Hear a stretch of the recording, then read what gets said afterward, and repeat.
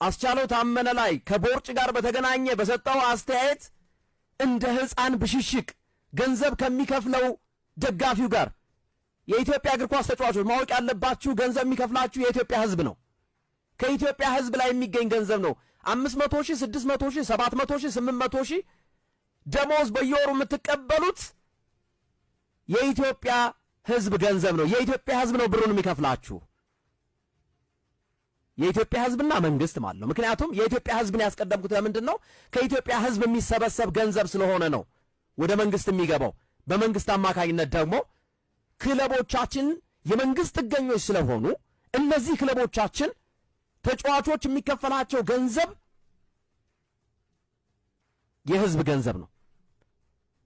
ስለዚህ ህዝብን ለማብሸቅ ማሊያን ከፍ አድርገህ ያውም ሲክስ ፓክ እኮ በአግባቡም በሆነ ራስን መልሰ ለሰዳቢ ትዳርጋለህ።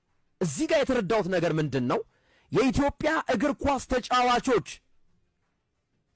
ሶፊ የስነ ልቦና ምክር ያስፈልጋቸዋል። እንዴት ከ130 ሚሊዮን ህዝብ ጋር ትበሻሸቃለህ? ምንድነው ጥቅሙ? ምንድነው የሚፈይድልህ? በቃ ቦርጫም ተባልክ አለቀ። ትተው አታልፍም እንዴ? ሌላ ስራ ላይ አትሰራም እንዴ? ምክንያቱም ራስን